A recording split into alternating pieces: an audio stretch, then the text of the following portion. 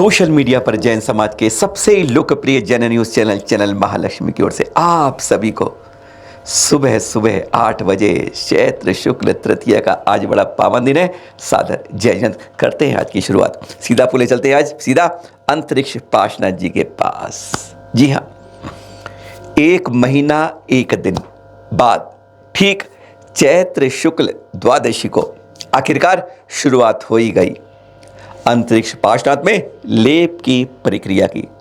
पहले ये चित्र देख लीजिए आप, किस तरीके से शरण हो चुका है इस प्रतिमा का। कारण क्या है, मूल प्रतिमा का स्वरूप क्या है और इसको जो इस समय इसका स्वरूप है उसको बिगाड़ना नहीं है। दिगंबर भाई मत बदलिएगा आप लोग। और श्वेतांबर भाई उन्होंने तो कहा हम तो बदलेंगे ही नहीं।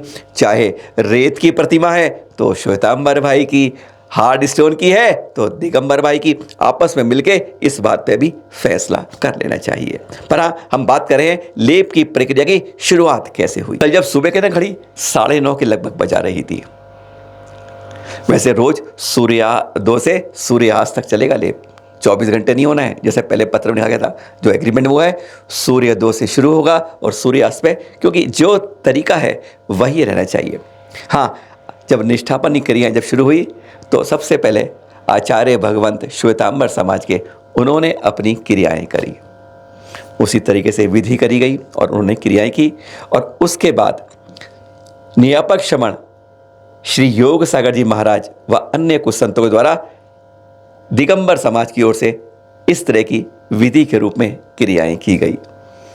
भगवान से अनुमति लेनी होती है और भगवान हमारे बीच में सौहार्द का, प्रेम का, वात्सल्य का भाईचारा बना रहे, नहीं कोई विरोध हो और न ही कोई गलत करे। अगर भगवान के द्वार में आके गलत करते हैं तो उसका कितना खामियाजा पड़ता है, यह सब शास्त्रों में लिखा हुआ है। यह क्रियाएं होती रही और फिर इस तरीके बाद इस लेप की विधिवत शुरुआत हो गई। कल प्रातः 9:30 और 10 के बीच में यह क्रियाएं हुई। ये देख लीजिए, आप चित्र दिखा रहे हैं आपको, बिल्कुल एक्सक्लूसिव चित्र लेकर आता चैनल महालक्ष्मी के पास। अंदर तक की खबर, अंदर तक की बात आपके पास में, समाज के हित में। यह और ये ब्रह्मचारी धीरज भैया जी बात कर रहे हैं वहां के कारीगरों से। पता है कितने कारीगर हैं? 4 कारीगर हैं।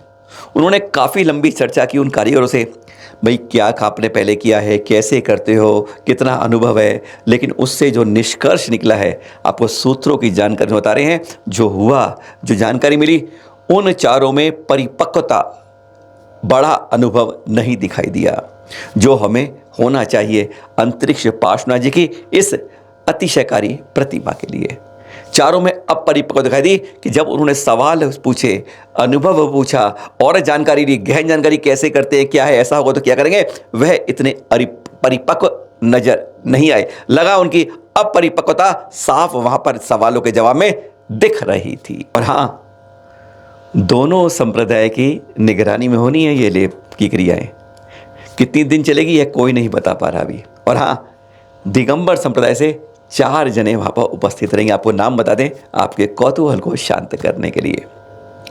पंकज भैया जी इंदौर, पंकज भैया जी मुंबई, ब्रह्मचारी धीरज भैया जी और संजय सदलखा जी, इनकी जैसे नियुक्ति करी गई है। आपको आपकी आंखों के सामने यह देख रेख, क्योंकि जो इंस्पेक्शन कर रहे हैं उनकी नज़र प्रगाढ़ होनी चाहिए, लगातार होनी चाहिए, छूटना नहीं चाहिए, मूल स्वरूप वैसा ही रहना चाहिए। और इसके अलावा 6 अन्यों के भी ड्यूटी वहाँ पर लगाई जा रही है, जिम्मेदारी निभाई जा रही है। यह आपको मैंने अपने पक्ष की बात बता दी, दूसरे पक्ष में भी इसी तरीके से स्थिति बनाई गई है। इतना जरूर बता दें सबके लिए, जैनों में भेद ना करें। डीप प्लास्टिंग शुरू हुआ, थोड़ा थोड़ा चेहरे से पहले डीप प्लास्टिंग किया गया। आपको अपडेट जानकारी दे रहे हैं इसलिए। पर इससे एक बात बता दें, इस क्रिया के अंदर, नोट करते रहिएगा, सुनते रहिएगा, इस क्रिया के अंदर प्रतिमा का मूल स्वरूप सामने आ सकता है।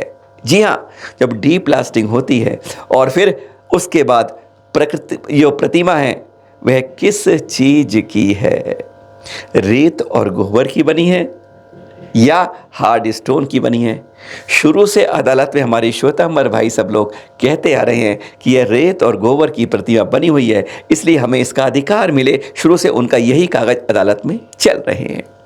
और अब 1967 के पास से दिगंबर भाई को जब मालूम चला, अरे ये रेत की नहीं, उनका दावा हो रहा है, वो दावा लगाया 1967 के पास। उन्होंने कहा जी हमारी तो ये हार्ड स्टोन की प्रतिमा है, हार्ड स्टोन की है। तो दिगंबर, ये अदालत का मतलब नहीं है, ये तो 5-5 विशेषज्ञ बैठ जाए फैसला कर रहे हैं। अब इसलिए इस प्रतिमा का मूल स्वरूप सामने आ सकता है, नजर लगाए रखिएगा। वहां पर आज कोई भीड़ नहीं थी, बस शांति से माहौल। पर हाँ ध्यान रहे, तनावपूर्ण शांति थी आज। कल जो बता रहे हैं बिल्कुल सौहार्द का वातावरण, प्रेम का वातावरण, पर टेंशन हर के दिमाग में घूम रही थी। किंतु परंतु बट लेकिन चुनान जी हर कोई मन में लगाए बैठा था। अच्छी तरह हो, लेप कब तक होगा पता नहीं, पर क्रिया शुरू हो गई है, अच्छी बात है। चलो कहते हैं जब शुरुआत हो जाती है अंत भी जल्दी जल्दी होता है। चारित्रिक स्वरूप, इसका चरित्र जो है स्वरूप का नहीं बदलना चाहिए, इस बात को गांठ बांध के दोनों संप्रदायों ने करार बना के कर लिया है। हम इसके मूल रूप से छेड़छाड़ नहीं करेंगे, जैसी प्रतिमा दिखती है लेप के बाद भी उसी तरह होगी, और तभी वह पूजनीय और वंदनीय रूप में अभिषेक आदि क्रियाएं होंगी। अब आपको गजब के दृश्य दिखाते हैं, हमारी बात सुनते रहिए, हमारा चेहरा नहीं जो दिख रहा है उसको देखिएगा। लगभग 130-140 साल पहले यह है अजमेर की सोने जी की नसिया से, जो अब खोले गए हैं लोगों के लिए, भक्तों के लिए, एकदम सोने से बने हुए गजब के हैं। एक एक झांकी गजब की है। प्रथम तीर्थंकर आदिनाथ भगवान जी के 2-2 कल्याणक के चित्र हैं। श्याम जी ने आहार जब दिया था वह वाले चित्र हैं। 225 स्वर्ण कमल रच देता है, जब जब तीर्थंकर विहार करने जाते हैं उनके चरणों के नीचे छूते नहीं है, उसके भी 4 उंगलों पर बगैर घुटने मोड़े, जंघा मोड़े विहार करते हैं तीर्थंकर। आखिरी समोषण जब कैलाश पर्वत था उसके भी यहाँ पर सजीव चित्रण है। भरत चक्रवर्ती जी ने जो 72 जिनाले बनवाए थे उसका भी सजीव चित्रण है। यहाँ पर गजब के दृश्य हैं जो आप देख रहे हैं। जब सौधर्म इंद्र का मालूम है ना, जब ये तीर्थंकर बालक को जब जन्म होता है देखने आता है तो पूरे सर्वांग पे सहस्त्र नेत्र बना लेता है कि मेरी, लेकिन तब भी चारों तरफ सर्वांग में बनने वाली उसकी शुदा समाप्त नहीं होती है। आपके हमारे ये 2 नेत्र ना, इनको जब देखते हैं सचमुच अंदर की तृप्ति बिल्कुल नहीं होती है। सौभाग्य है सोनिया जी की नसिया में अजमेर के अंदर यह दर्शन करने। आपसे कहा था ना आज पावन दिन है, खास बात है। चलिए अब ले चलते हैं आपको अपने दिल्ली के पड़ोस के हस्तिनापुर नगरी में, जहां 1 नहीं 2 नहीं 3 लगातार तीर्थंकर हुए। 16वें 17वें 18वें तीनों का गर्भ, जन्म, तप, ज्ञान, कल्याणक उसी धरा पर हुआ। आज 17वें, वैसे आप जानते हैं पंचम चक्रवर्ती, 12वें कामदेव, 16वें तीर्थंकर सब जानते हैं, पर 17वें तीर्थंकर भी 13वें कामदेव और 6ठे चक्रवर्ती थे, 18वें भी थे, यह हम बहुत कम जानते हैं। आज कुंतुनाथ भगवान जी 17वें तीर्थंकर, 13वें कामदेव और 6ठे चक्रवर्ती थे।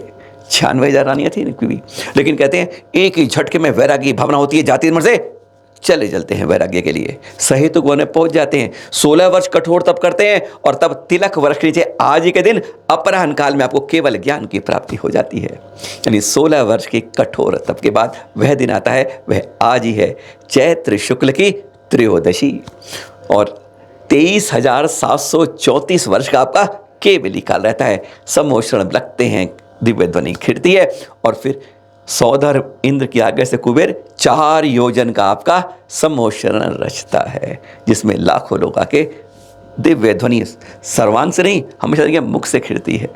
35 गढ़धर उसको जन जन तक पहुंचाते हैं। ऐसा सौभाग्य और दिन आज। बोलिए 17वें तीर्थंकर कुंतुनाथ भगवान जी के ज्ञान कल्याणक की जय जय जय। फिर मिलेंगे शाम को 8 बजे आपके साथ नई खबर के साथ। खोजते रहिए, और हाँ, अमरकंटक की भी याद रखिएगा। शिरपुर के साथ पुनः सादर जय जिनेंद्र।